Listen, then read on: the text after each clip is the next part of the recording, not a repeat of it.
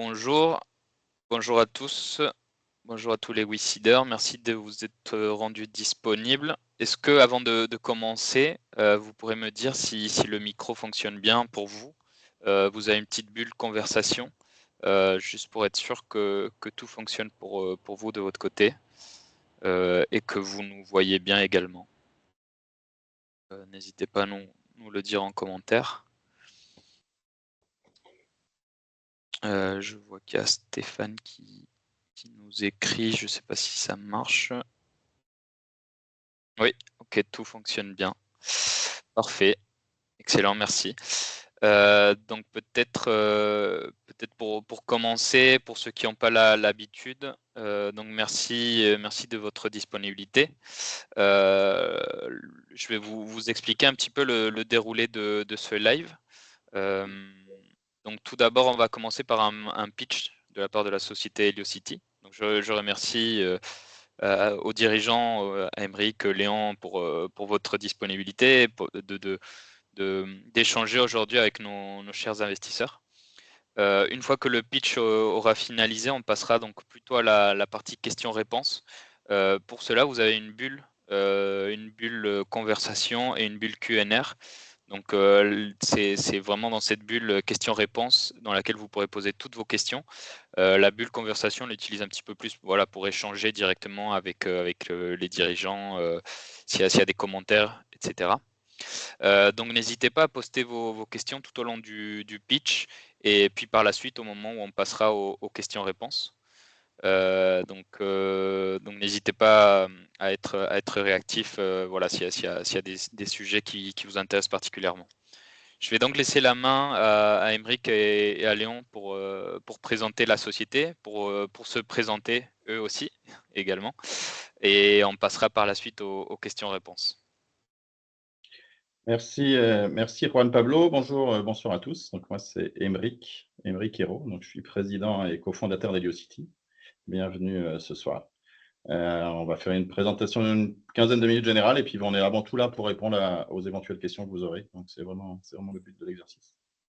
Et moi, c'est Léon Gaillard, je suis CTO et cofondateur de Heliocity aussi, et ravi d'être parmi vous ce soir pour répondre aux éventuelles questions et exposer en fin détail ce que nous faisons à Heliocity. Super. Donc je sais pas, est-ce que mon écran, en principe, mon écran est déjà visible? Ça, tu le confirmes, Juan Pablo? Oui, Tu vois bien? pour moi D'accord. c'est parfait. Je pense que pour les autres aussi. Ok, super. Donc très bien, on va vous parler donc d'Heliocity. Ok, super, merci. Donc Heliocity, en fait, en un mot, on propose des solutions de diagnostic pour les installations solaires, pour tout type d'installation solaire à distance. Okay. Si on prend un tout petit peu de recul, le solaire fait clairement partie de la transition énergétique. Et en fait, on voit déjà pas mal d'installations solaires. Et en fait, on va en voir de plus en plus. Il va vraiment y en avoir de partout. Et une des questions sous-jacentes clés, c'est en fait comment est-ce qu'on va s'assurer qu'on exploite correctement toutes ces centaines de milliers, ces millions d'installations solaires qui sont en partie déjà présentes et que ça va encore accélérer dans les prochains mois. Et c'est un peu ça l'idée de dire, on va voir que ce n'est pas facile de s'assurer ou de comprendre si l'installation solaire fonctionne bien, et pourtant, c'est le prérequis, c'est le préalable de savoir si elle fonctionne bien avant de pouvoir intervenir à bon escient. Et c'est vraiment à ça qu'on répond. Donc, premier message clé, c'est que l'explosion du solaire ne fait que commencer. Vous voyez ce graphe, c'est le marché du solaire. En fait, c'est un graphe qui date de 2020. Aujourd'hui, on est là où c'est en orange, vous voyez, on est plutôt en avance sur ce qui était prévu. C'est au niveau mondial, 1,6 TWh, donc ça fait une grosse capacité. Et on voit qu'en fait, ce qui est attendu, et c'est vraiment ce qui est vraiment confirmé, c'est une croissance forte, et voilà, jusque dans les années 2050, de l'ordre de 10% de croissance annuelle. Donc c'est quelque chose de très important. On est au début de la chose, en fait. C'est ça le message.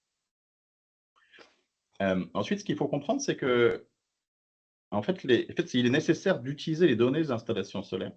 Parce qu'aujourd'hui, ça paraît bête, mais les exploitants, les professionnels qui ont des parcs d'installations solaires, ils ne savent pas bien si leur installation solaire fonctionne correctement. Et donc aujourd'hui, ce qui se passe, c'est qu'ils ont en fait, des approches assez basiques sur la manière d'exploiter les centrales. En particulier, ils ont par exemple des seuils qui sont déjà assez bas en disant si j'arrive à ce seuil, c'est-à-dire que j'ai vraiment un incident et je vais intervenir.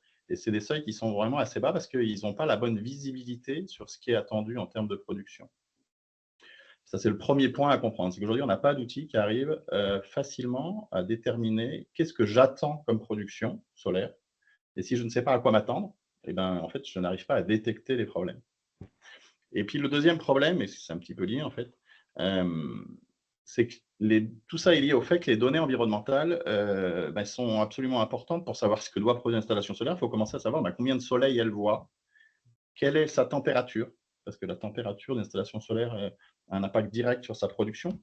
2 degrés de température d'un module, c'est à peu près 1% de production en moins. Et donc, si on ne connaît pas bien, si on a 10 degrés près, on ne sait pas la température du module, et ben on a 5%, on ne sait pas si on doit s'attendre ou pas à avoir cette production.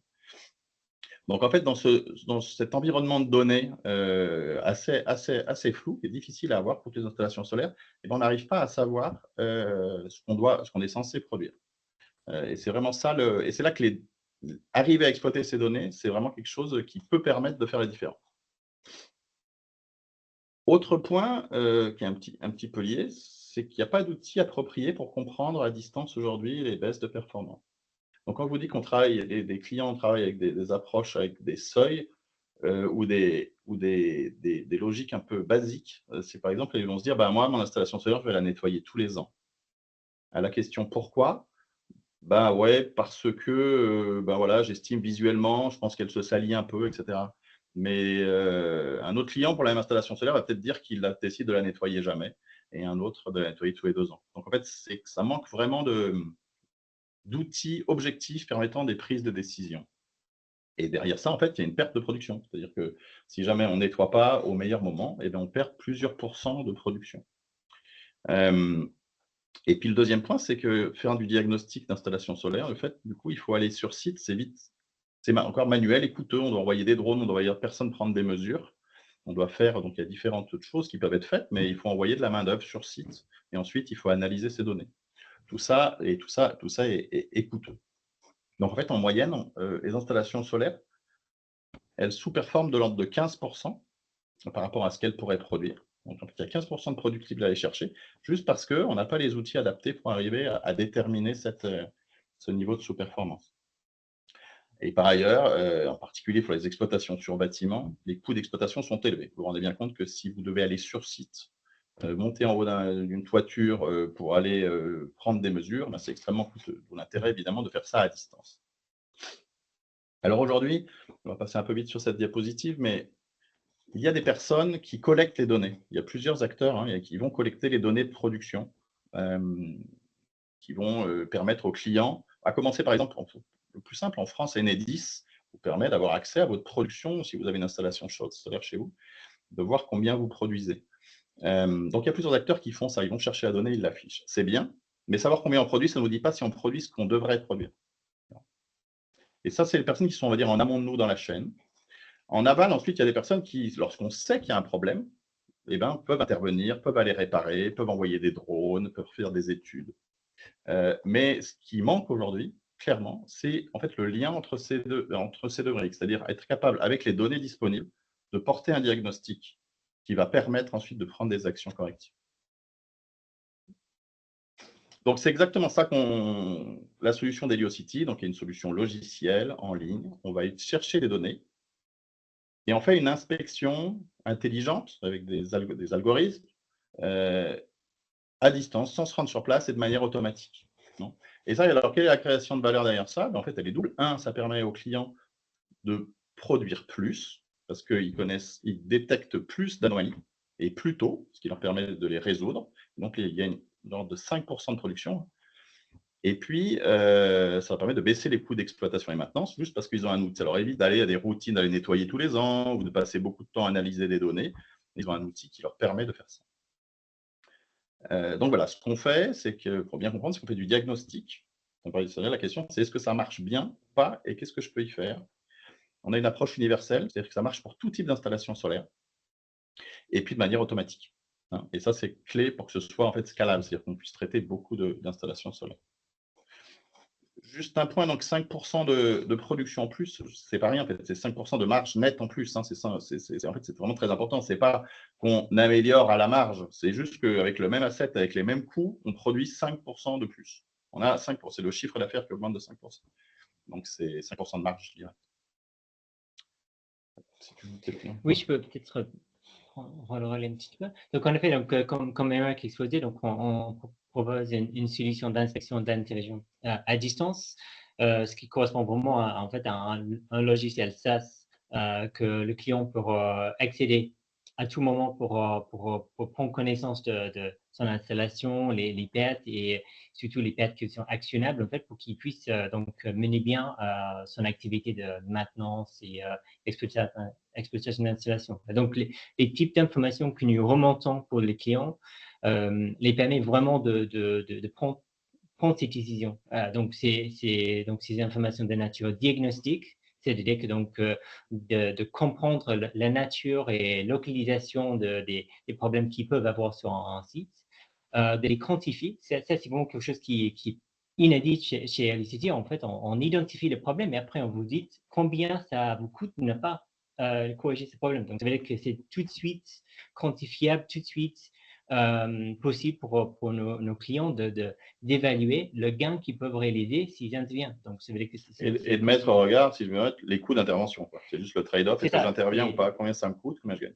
Le calcul est simple à partir de ce moment-là que nous avons fait. Et le troisième levier, c'est vraiment le fait que donc c'est entièrement automatisé. Et ça veut dire que donc à partir des données que le client propose, dans un délai très court, nous avons réalisé une analyse qui est l'équivalent de plusieurs semaines d'experts, une expertise qui classiquement va prendre le temps et tout ce temps-là qui sera dans un contexte plus traditionnel de temps perdu et de production énergie perdue aussi. Donc là c'est vraiment l'idée de les équiper des informations rapidement et de les donner les informations nécessaires pour prendre les bonnes décisions. Et donc, comment ça marche? Vraiment, donc si on soulève un peu le capot de notre solution, en fait, vous allez trouver qu'en fait, on est multidisciplinaire à LCT. En fait, on combine les modèles physiques de pointe, c'est-à-dire d'avoir des prédictions de très haute fidélité de production électrique et des systèmes solaires. Et on combine ça avec les méthodes plutôt issus des domaines de sciences de données pour valoriser le mieux possible les données qui sont disponibles. Donc, c'est vraiment de combiner, on va dire, les poids lourds de modèles physiques avec le contexte terrain, avec les données qu'on a. Et on combine tout ça dans un stack logiciel qui les rend vraiment accessible à nos clients. Et alors, si j'insiste juste une chose, ça ne paraît pas naturel pour ceux qui ne sont pas dans le solaire, mais ça représente une forte barrière à l'entrée. En fait, c'est compliqué. C'est compliqué. Aujourd'hui, très peu de personnes, j'étais la semaine dernière à Munich, donc au plus gros salon mondial du solaire, on sent le tour. En fait, très peu de personnes s'attellent au problème. Et je peux dire qu'on est vraiment à la pointe de ce qui se fait. Et donc, voilà, ça ne paraît pas évident quand on voit ça de loin, on dit, ça ne doit pas être bien compliqué. Bah, ça l'est, c'est vraiment une vraie difficulté. C'est fait, exactement. On va peut-être passer un peu vite sur les… Peut-être parce qu'après, on peut revenir peut-être… On pourra revenir aux besoins sur ça, c'était pour montrer un petit peu effectivement l'interface, mais il n'y a pas de problème. Juste on identifie, on quantifie les causes. Donc, voilà, donc on va avoir de l'encrassement, on va avoir des chaînes déconnectées, on va voir que les modules sont sous-performants. Donc, typiquement, voilà, encore la semaine dernière, on était assis avec un de nos clients et un fournisseur mondial de panneaux solaires. Et grâce à nous, en fait, il est en train de faire une réclamation parce que les panneaux ne sont pas, en fait, ne remplissent pas les garanties constructeurs. Et aujourd'hui, c'est très compliqué de montrer ça, ou c'est très coûteux. Et l'intérêt de notre outil, c'est qu'à un moindre, on va dire, coût, et on a des arguments très forts à faire valoir, et on sait quand on doit vraiment aller réclamer. Voilà. Donc ça, c'est les différentes vues qu'on peut avoir. On va passer un petit peu vite. Peut-être un point important sur le fait qu'on a une approche universelle, c'est-à-dire qu'en fait, ce que l'on fait, ça marche pour tout type d'installation solaire. Donc aujourd'hui, on s'intéresse aux installations solaires plutôt pour les professionnels, et ça pourrait marcher pour le résidentiel. Et ça marche pour les installations solaires au sol, sur bâtiment, en façade, même le flottant, enfin, les serres, l'agrivoltaïsme, etc. Et ça, c'est encore une fois grâce à l'approche qui a été brevetée par le CNRS. Donc, si on passe rapidement au modèle d'affaires, donc en fait, on a deux produits, ce qu'on appelle les audits ponctuels, les HelioFlash, et puis ensuite, on peut faire, sous forme d'abonnement, un suivi en continu. Les algorithmes derrière sont largement les mêmes. Et donc, nous, on s'adresse à des professionnels. On commence, c'est plus simple de parler avec des gens qui ont des dizaines, des centaines, des milliers d'installations solaires et qui sont évidemment très intéressés à augmenter leurs revenus et à baisser leurs coûts d'exploitation. Donc voilà, on a classifié les différentes tailles de nos clients et un revenu moyen annuel par type de client. Voilà. Et en HelioFlash, là, en fait, ils nous achètent des paquets, ils nous achètent par des blocs de 10, 20 ou 100 audits. Donc le go-to-market, donc ce qui nous intéresse là dans ce qu'on cherche à faire financier, c'est vraiment l'accélération commerciale. Hein. Donc on a déjà bien commencé en France, on travaille déjà avec les plus grands on va dire, clients français, et le but, c'est d'aller en Europe. La France, c'est 2% du marché mondial, l'Europe, c'est 20%. Donc on va commencer par l'Europe de l'Ouest, et c'est vraiment le but de la prochaine étape, en direct et avec des partenaires. On va passer aussi sur les références, mais vous les avez, c'est la même diapositive que vous avez en ligne. Mais donc, vous voyez, en fait, on peut travailler sur plusieurs types d'installations, que ce soit des petites toitures sur des bâtiments industriels, des grandes toitures sur du tertiaire, des ombrières ou des grandes centrales au sol. Donc, en fait, on a déjà validé notre go-to-market, c'est-à-dire qu'en fait, le besoin client est là, le produit y répond, et maintenant, ce qu'on doit faire, c'est croître. Et pour croître, voilà, la situation actuelle, c'est qu'on a une quinzaine de clients signés, on a 35 à peu près pilotes en cours ou sur le point d'être lancés. Et il s'agit maintenant, en fait, d'aller déjà croître avec ces mêmes clients, et puis d'aller, donc en particulier en Allemagne, en Italie, enfin, on a donc 6 géographies européennes vers lesquelles on se dirige. Donc, on vise 150 000 € de chiffre d'affaires cette année et le croître fortement dans les prochaines années. Donc, la trajectoire de croissance, je ne vais pas y revenir, c'est la même chose. Enfin, France, Europe de l'Ouest. Ce qui est important de comprendre, c'est que c'est vraiment l'Europe de l'Ouest qui est le sujet de cette levée de fonds. Et puis, il y aura éventuellement une levée de fonds suivante pour aller au grand export, aller vraiment en Inde, en Chine, aux États-Unis. Même si en fait on a déjà commencé parce que les clients américains nous ont appelés, mais bon, la priorité c'est l'Europe pour l'instant. Sur les concurrents, peut-être un mot, c'est que beaucoup de personnes ont des données, beaucoup de personnes savent réparer et intervenir sur les centrales, très peu de personnes savent interpréter ces données. Là, vous avez quelques exemples, et ça, ce sont plutôt des startups, des Suisses. Alors, ça, c'est Envision, donc ça, c'est pas des startups qui essayent de faire ce qu'on fait, mais on peut dire qu'on est vraiment on dirait à la pointe. Et en même temps, en fait, on est très complémentaires des personnes qui sont ici. C'est pour ça qu'on met en place des accords de distribution avec certains d'entre eux qui ne sont pas capables d'interpréter leurs propres données. Donc, ils peuvent passer par nous. Et encore une fois, la semaine dernière, je suis allé aussi discuter avec des grands fabricants d'onduleurs. Donc, c'est des gens, ils ont des données, ils ont des équipements. En fait, ils ont les données. Ce qui leur manque, c'est un cerveau pour interpréter ces données et donner plus de valeur ajoutée à leur service et permettre de se différencier. Donc, on a là aussi des discussions avec ces gens. Voilà. Donc, encore une fois, on fait du diagnostic de manière automatique et pour tout type d'installation solaire. Donc, je ne reviens pas sur les trois différenciateurs. Peut-être juste un point, c'est la précision qui est clé. Quand je vous disais au début, on vous disait, oui, ça paraît bête. En fait, ce qui est très facile, c'est que 56 a du soleil et que votre installation n'a pas fonctionné, OK, elle a un problème. Si elle a fonctionné 30% de moins qu'un autre jour où il y avait un soleil, vous pouvez vous dire aussi qu'elle a un problème. Vous ne savez pas quel est le problème. En revanche, en dessous de ça, si elle a produit 20% de moins, vous êtes incapable de savoir pourquoi. Et même de détecter que c'est vraiment un problème. Et c'est pour ça qu'il faut rentrer, et plus dans les dizaines de pourcents, mais dans les pourcents, et c'est ce qu'on fait. Et c'est là qu'on peut ensuite mettre de côté l'ombrage, mettre de côté les pertes matérielles, mettre de problème voilà, et vraiment de petit à petit d'éplucher le problème et pour donner des solutions aux clients.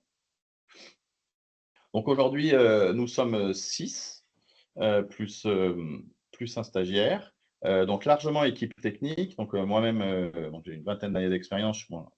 Je suis ingénieur, mais j'ai surtout fait du business development, de la vente, de la gestion de grands projets, de tout à l'export, pratiquement travailler à l'export. Et puis. Et moi, je suis physicien de formation. En fait, je suis le co-inventeur de la technologie sur laquelle notre solution est basée. Donc, ça fait très longtemps que je travaille dans ce sujet. Et donc, on est une équipe là encore largement technique. Il y a Louise qui est sur la portée client avec moi. Et le but vraiment de la levée de fonds, c'est d'aller staffer, en particulier sur le côté commercial, pour aller chercher plus de clients, plus d'accords de distribution et évidemment faire croître le chiffre d'affaires. Voilà, en tout, on a besoin d'1,6 million. Voilà, donc on peut avoir la moitié qui va être en non dilutif, en dilutif, pardon. Et ce besoin est aux 2/3, vraiment ce qu'on appelle du market push, c'est-à-dire c'est pour aller prendre des commerciaux, pour aller prendre des gens qui vont accompagner nos clients. Et puis un tiers qui est sur la partie techno, et en particulier pour passer à l'échelle, c'est-à-dire on va avoir beaucoup plus d'activités, donc on a besoin d'avoir des systèmes qui suivent. Voilà, donc on a été un petit peu plus long, excusez-nous, on avait dit 15 minutes, on est à 17. Mais voilà, le but, c'est vraiment de répondre si vous avez des questions. Parfait. Merci beaucoup à tous les deux pour cette présentation, c'était très clair. Donc au WeSeeder, n'hésitez pas d'aller poster vos questions. Je me permets peut-être de poser la première question. Donc justement, vous avez conclu avec cette levée de fonds et ces besoins qui vont notamment servir à renforcer la partie commerciale.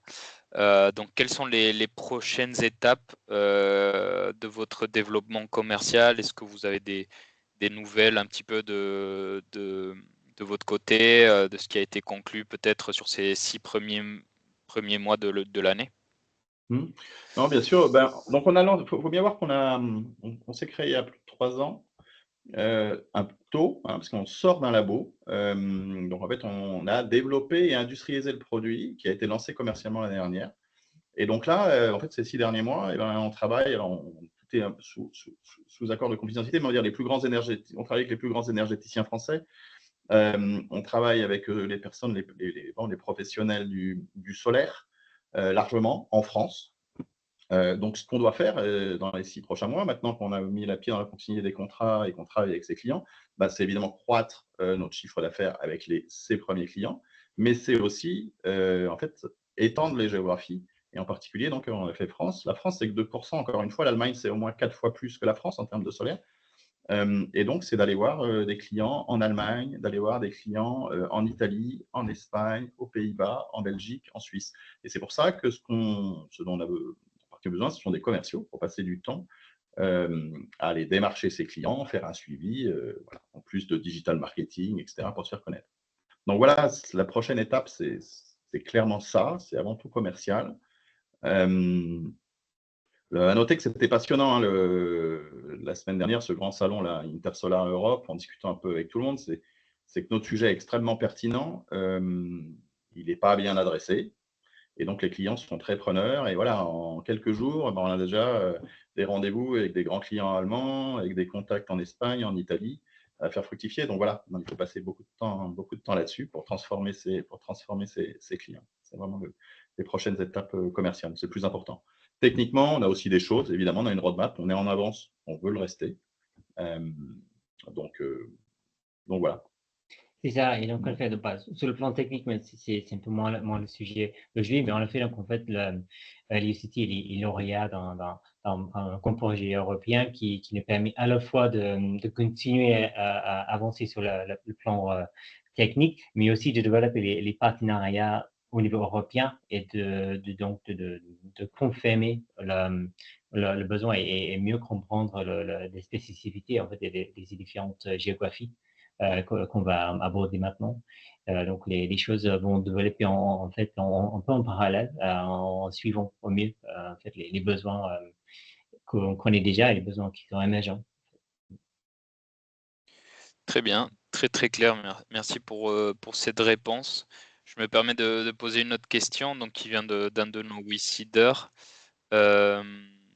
Est-ce qu'il y a des concurrents? En fait, il y a quelques questions des WeSeeders qui se posent la question comment est-il possible qu'une solution comme celle-là ne soit pas créée, voilà, par les gros industriels, voilà, Oui, c'est un bon point, en fait. On en revient à qu'on disait un peu plus tôt, c'est que ça paraît un peu évident. On dit ça ne doit pas être bien compliqué, et en fait, c'est compliqué.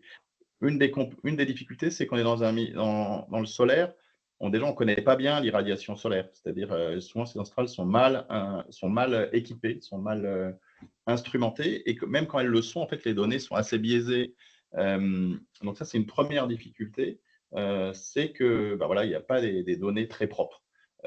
Deuxième difficulté, en fait, c'est qu'on est vraiment à la conjoncture bah, de la physique, de systèmes de problèmes de type météorologique et des problèmes de type, bah, évidemment, traitement de données, en fait. Et donc, il y a des solutions, mais une solution comme un autre, comme Léon l'a mentionné rapidement, mais qui est basée sur un modèle physique, bah, ça demande voilà, une très bonne connaissance de ces systèmes. Nous, voilà, je discutais avec les clients qui disent bah, on développe notre système de supervision, mais ils sont incapables d'aller vous détecter de l'encrassement, d'aller détecter de l'ombrage, ça demande, je veux dire, il y a plus d'une dizaine d'années de développement, c'est pas pour rien, quoi. Oui, il y a vraiment des barrières, des verrous technologiques que nous avons donc surmontés pour le développement de notre calcul. Et comme il me dit, c'est vraiment pluridisciplinaire. Donc, c'est vrai qu'en fait, il est rare déjà de pouvoir rassembler les compétences nécessaires pour répondre à ces problématiques. Parce qu'il faut à la fois être expert dans des sujets très spécifiques à la technologie, le système solaire, et aussi donc pouvoir capitaliser en fait les informations et les données qui sont disponibles, qui sont finalement pour une approche, on va dire, adéquate et classique. Les données sont assez grossières et c'est notre valeur ajoutée d'une certaine manière, c'est de mettre en valeur les données qui sont disponibles. Donc, par exemple, certains concurrents au passé ont proposé d'ajouter de l'instrumentation pour équiper des installations plus finement. Ça représente ses propres problèmes parce qu'après, ça veut dire qu'il faut quand même maintenir de l'instrumentation aussi. Mais c'est quelque chose que nous avons pu réaliser sans ajout de difficultés ou barrières pour le client. Donc, c'est un aspect qui est vraiment spécial à notre proposition, c'est vraiment une notion universelle comme solution et accessible sur vraiment tout le secteur. Et j'ajouterais, alors après, c'est un peu plus pour vous convaincre, enfin, parce que ça, on le dit nous, vous n'êtes pas obligé de nous croire, mais en fait, la question, c'est pourquoi des grands acteurs, des gens qui suivent, qui font de la supervision, qui ont des milliers d'installations de suivi, qui travaillent dedans depuis 10 ans, eh ben, collaborent avec nous pour interpréter leurs données. En fait, c'est rien que ça montre déjà qu'en fait, c'est un problème compliqué. Très bien, très très clair. Merci pour cet élément de réponse. J'ai des questions, donc des investisseurs par rapport au modèle. Bon, vous l'avez bien évoqué lors du pitch, mais je pense que c'est important d'éclairer ce point. Sur le business model, la façon dont vous facturez et aussi de nous donner quelques exemples de clients qui sont ces clients. OK. Donc, sur les exemples de clients, encore une fois, on n'a pas le droit de les nommer. C'est pas qu'on veut pas, mais on peut le tourner différemment. On va dire dans les trois plus grands énergéticiens français, on travaille contractuellement, c'est des prestations payées avec 2 d'entre eux et on va lancer un pilote avec le 3e. Voilà, c'est une façon de dire. Ces clients sont donc des exploitants de parcs d'installations solaires. Certains ont des milliers d'installations solaires, certaines des centaines. Voilà. Et peut-être sur la typologie de projet ou la taille, bon, je pense que c'était assez clair sur votre pitch, mais peut-être pour réexpliquer un petit peu. Donc, effectivement, donc on fait du B2B, ça c'est l'autre point. Donc, on s'adresse à des professionnels aujourd'hui, même si on pourrait faire du résidentiel et on fera sans doute du résidentiel avec des partenaires dans le futur.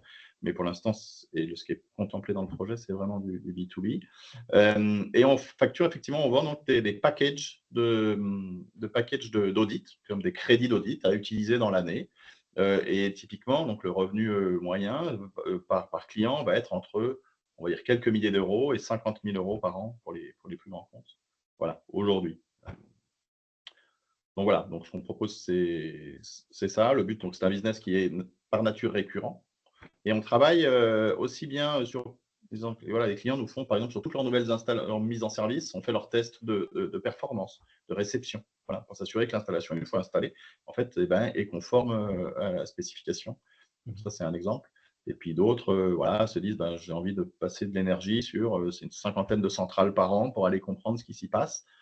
Et sans notre outil, ben, ils n'arrivent pas à savoir exactement quel est le problème et qu'est-ce qu'il fallait faire. Ok, ok, très très clair. Donc peut-être pour rebondir, donc j'ai une autre question d'un investisseur qui demande est-ce que vous prévoyez de vous déployer dans les dom-tom?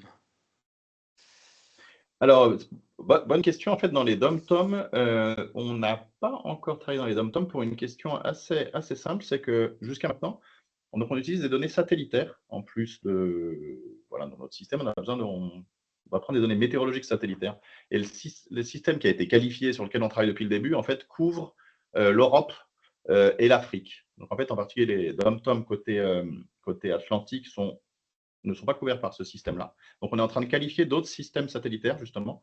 Et c'était lorsqu'on a travaillé aux États-Unis, on utilisait justement, on en profitait pour qualifier nos solutions. Donc, mais à terme, il n'y a pas de problème pour faire donc les dom-tom. Et la Réunion n'a pas eu l'opportunité, mais je pense que la Réunion est même couverte pour le coup par notre, En effet, par donc, notre en fait, système actuel. Donc aujourd'hui, on pourrait travailler à la Réunion. Ok.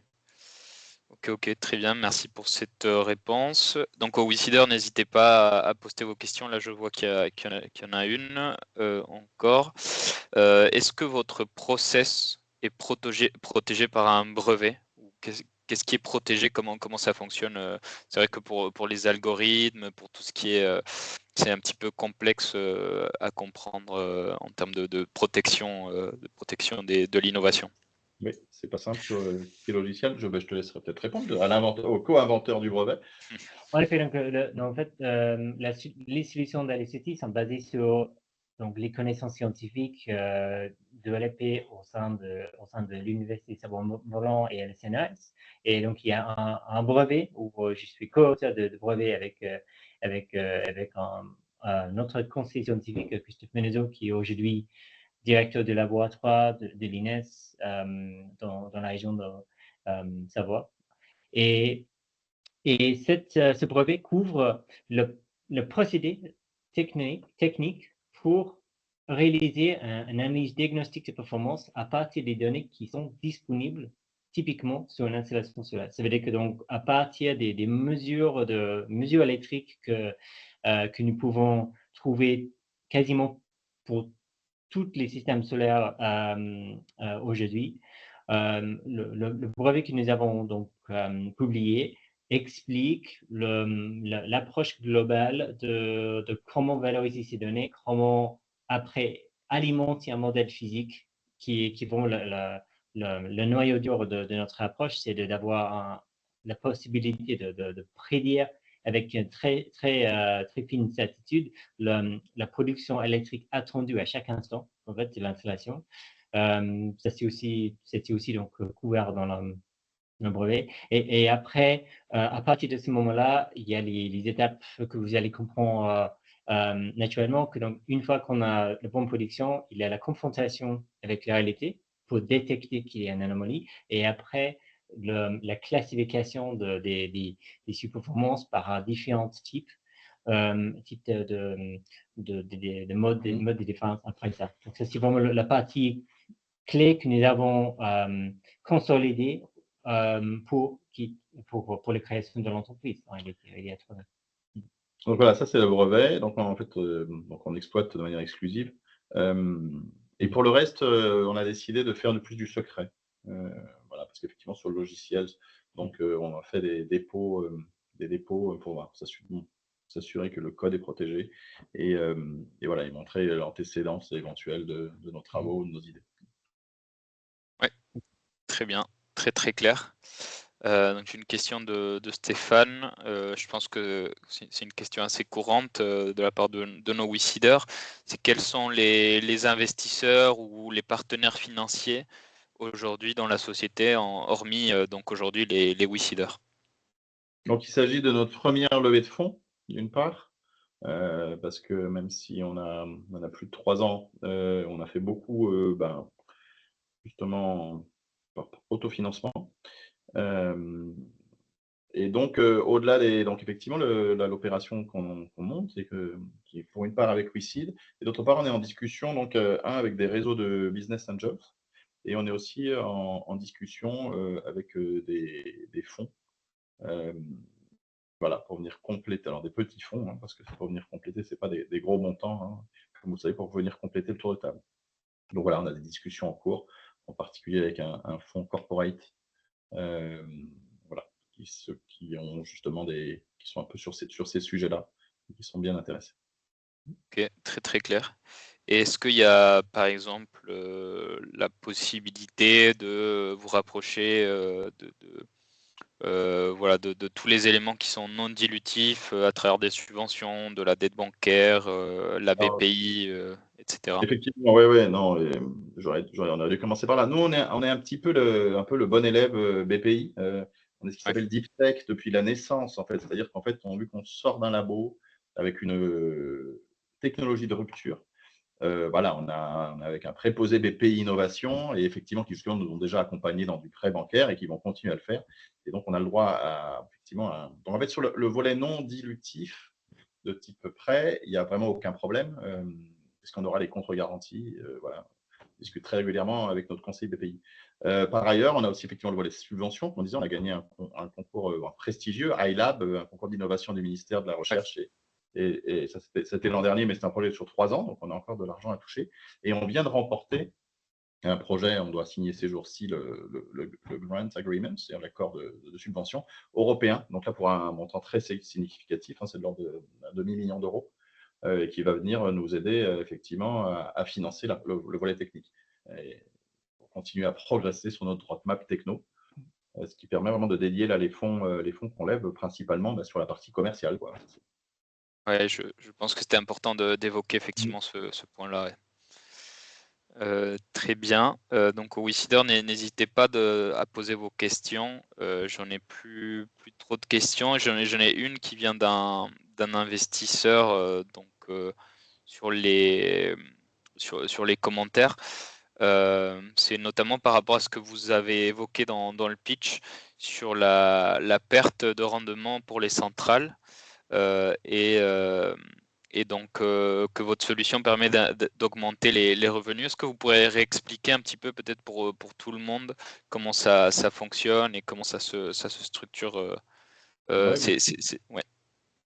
donc, les gains pour un client sont donc de deux effets, hein. En fait, pour un client professionnel, on Ouais. va l'aider à augmenter en fait sa top line, en fait, son revenu, de l'ordre donc de 5% hein, de revenus, et puis de baisser de l'ordre de 15% ses coûts d'exploitation et maintenance. Donc, les deux se somment et ont un impact direct sur leur marge.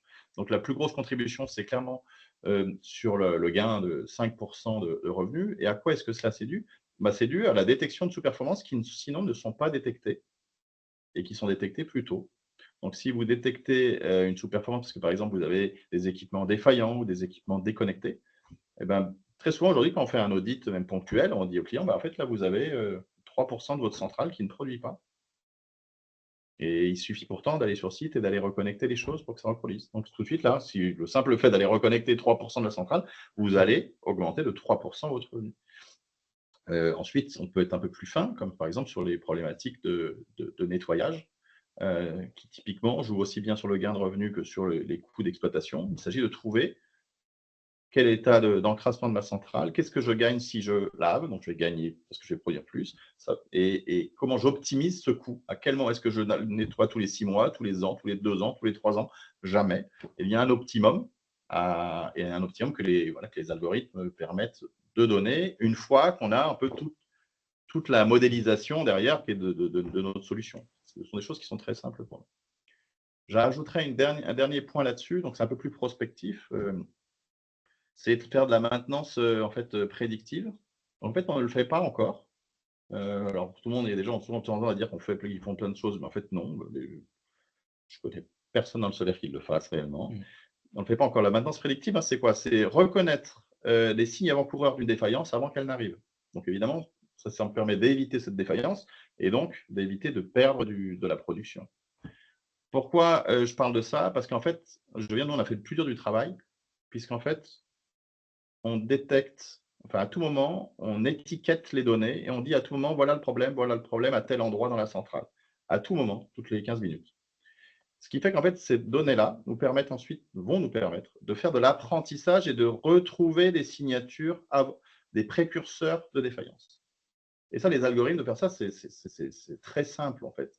La grosse difficulté, c'est de disposer de la donnée et de la donnée étiquetée pour que les algorithmes puissent apprendre. On appelle de l'apprentissage supervisé. C'est-à-dire pour que l'algorithme puisse apprendre à reconnaître une défaillance, il faut lui avoir donné avant de la donnée propre qui montre ce qui s'est passé avant cette défaillance et avec donc des indicateurs qui sont listés dans le temps.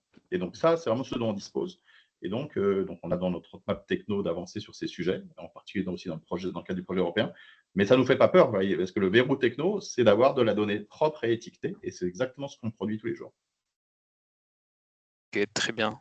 Très très clair. Donc en fait, voilà, la solution, peut-être pour résumer, a un effet, un espèce d'effet de levier donc sur la production et sur les coûts de maintenance, notamment O&M, Oui. ce qu'on appelle dans le secteur. Donc c'est sur les deux. Mm. Ok, très très clair.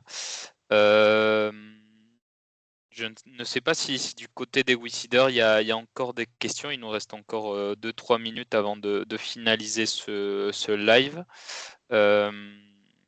Moi, j'avais encore une autre question d'un investisseur, notamment sur les données que vous utilisez, comment vous captez ces données, est-ce qu'il y a des capteurs, est-ce qu'il y a un élément hardware pour votre solution ou comment ça fonctionne? Donc c'est très, très bonne question. Donc c'est un point dont parlait Léon. En fait, dans les travaux ce qui se sont dit les chercheurs, c'est on doit arriver à faire quelque chose avec ce qui existe. Et donc on part de l'existant et donc on part des données qui sont généralement disponibles. Donc il ne s'agit surtout pas d'aller rajouter des capteurs, surtout pas d'aller rajouter du matériel, qui outre le fait que ça coûte de l'argent de les concevoir, de les installer, et ensuite il faut les maintenir. Non, et voilà, et les capteurs, on voit beaucoup de capteurs, malheureusement, qui ne sont pas bien calibrés, etc. Donc, en fait, on prend les données disponibles, et d'où proviennent ces données. En fait, aujourd'hui, maintenant, toutes les centrales sont connectées, et c'est en particulier ce qu'on appelle un onduleur, dont la fonction, outre le fait de passer d'un courant continu à un courant pour le mettre sur le réseau, qui est donc alternatif, il vient aussi, ils prennent des mesures de tension, de courant. Et donc, ce sont ces mesures-là dont on a besoin, et ces mesures qui existent toujours. Après, la question de où est-ce qu'elles sont stockées pour aller les chercher, là, c'est un peu au cas par cas. On a des passerelles pour faire ça, où les clients peuvent nous pousser les données, où on peut aller les chercher, ou des partenaires en disposent, et donc c'est très facile. Ouais.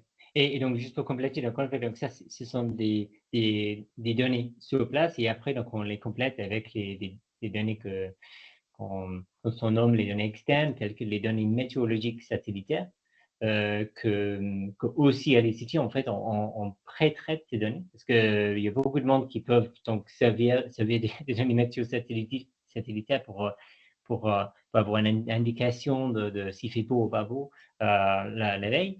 Mais en réalité, ces données doivent être rendues plus précises pour faire le type d'analyse que nous faisons. Et donc, ça fait partie, en fait,